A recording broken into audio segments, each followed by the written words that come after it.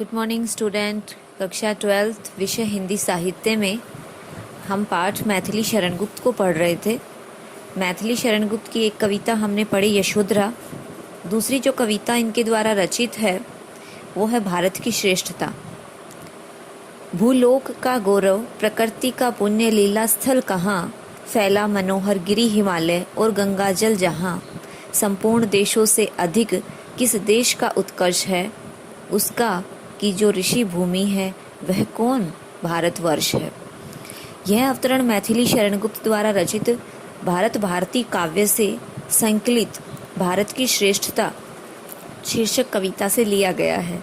इसमें कवि ने भारत की भौगोलिक स्थिति का बहुत ही सुंदर चित्रण किया है। कवि मैथिली शरण गुप्त कहते हैं कि भूलोक का गौरव, भूलोक माने ये जो समस्त धरती है, इसका जो गौरव है, प्रकृति का पुण्य, लीला स्थल कहाँ है, और जो प्रकृति का पवित्र स्थान है वह क्षेत्र कहाँ पर है, अर्थात वह कौन सा देश है इस पूरे संसार में कि जहाँ गौरव की बात होती है और जहाँ प्रकृति का पवित्र स्थान होता है। फैला मनोहर गिरी हिमालय और गंगा जल जहाँ, जिसमें सुंदर हिमालय पर्वत उत्तर दिशा में फैला हुआ है और गंगा का पवित्र जल बह रहा है, वह देश कौन सा है।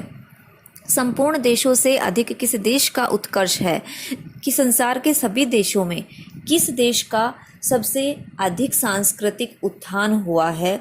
इन सभी प्रश्नों के उत्तर देते हुए कवि कहते हैं कि उसका कि जो ऋषि भूमि है वह कौन, कि ऐसा देश वही है जहाँ पर ऋषि मुनि निवास करते हैं, वह कौन सा देश है, भारतवर्ष है, अर्थात वह हमारा भारतवर्ष ही तो है, अर्थात हमारा भारत ही है। इसमें प्रश्नोत्तर शैली का प्रयोग किया गया है, जिसमें प्रश्न पूछे जाते हों।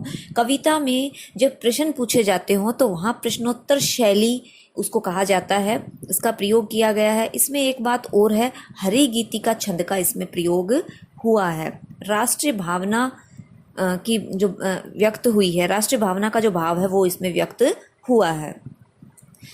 हाँ, वृद्ध भारतवर्ष ही है, संसार का सिरमौर है, ऐसा पुरातन देश कोई विश्व में क्या और है। भगवान की भवभूतियों का यह प्रथम भंडार है, और विधि ने किया नर सृष्टि का पहले यही विस्तार है। इस पद में कवि भारत को मानव सभ्यता का आदिम देश बताया है, कि सबसे जो पुराना देश है वो भारतवर्ष ही है। कवि गुप्त जी कहते हैं कि यह हमारा अतीव प्राचीन देश भारत ही संसार का सिरमौर है, अर्थात शिरोमणि है या सर्वश्रेष्ठ देश है, कि संसार के जितने भी देश हैं उन सब में जो भारत है वही सबसे अधिक शिरोमणि या सर्वश्रेष्ठ देश है। भारत को इस पंक्ति में वृद्ध भारत बताया है, अर्थात अत्यधिक अतीव प्राचीन देश, ऐसा पुरातन देश, इतना प्राचीन देश कोई विश्व में क्या और है, कि अर्थात संसार में ऐसा कोई भी देश नहीं है। कैसा देश, भगवान की भवभूतियों का यह प्रथम भंडार है। भगवान की भवभूतियों का अर्थात संसार का वैभव, कि ईश्वर ने इस धरती पर जितने भी वैभव प्रदान किए हैं उन सभी का यह प्रथम भंडार है, अर्थात ईश्वर ने सबसे अधिक कृपा, जो सबसे पहले कृपा की वो इसी देश पे की, अर्थात सारे धन, वैभव, सुख, ऐश्वर्य का भारत ही प्रथम संपन्न देश रहा है। विधि ने किया नर सृष्टि का पहले यही विस्तार है। विधाता ने यहीं पर सबसे पहले मानव सभ्यता की रचना की है, अर्थात मानव की रचना की है। भारत में ही सबसे पहले वैभव, धन, संपदा के भंडार हुए, और भारत में ही सबसे पहले मानव सभ्यता का विकास हुआ। इसमें भी हरि गीतिका छंद का प्रयोग किया गया है। राष्ट्रीय भावना, देश प्रेम का स्वर व्यक्त किया गया है, और मानव सभ्यता का प्राचीनता का रूप इसमें दिखाया गया है। अगले पद में कवि कहते हैं कि यह पुण्य भूमि प्रसिद्ध है, इसके निवासी आर्य है, कि सीधी सी बात है। खड़ी बोली हिंदी के माध्यम से मैथिली शरण गुप्त ने भारत भारती से संकलित भारत की श्रेष्ठता का वर्णन करते हुए कहा है कि यह जो पुण्य भूमि भारत की है इसके निवासी कौन है, आर्य है, अर्थात हम सभी आर्य की संतान हैं, और इसमें सबसे पहले आर्यों ने निवास किया। विद्या, कला, कौशल सबके जो प्रथम आचार्य हैं, कि ये सभी सभ्य जाति हैं, और इन सभी सभ्य जातियों में विद्याओं और समस्त कलाओं के प्रथम आचार्य हुए हैं, कि यही वो धरती है जहाँ पर विद्या को जानने वाले, कला कौशल को जानने वाले आचार्य पैदा हुए हैं।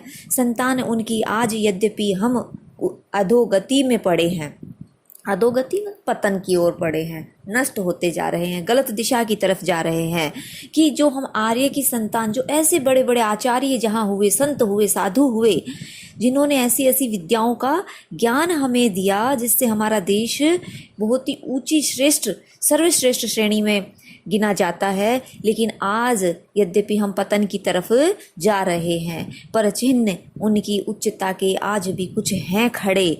लेकिन कहते हैं कि आज भी हम उन भारतीयों की, उनकी संतान हैं, उन आर्यों की संतान हैं जिनके आज भी उच्च आदर्शों से संपन्न हैं, अर्थात पराधीन एवं अवनति की स्थिति में रहने पर भी भारत के लोग उच्चता के अनेक गुणों के साथ अपना जीवन जी रहे हैं।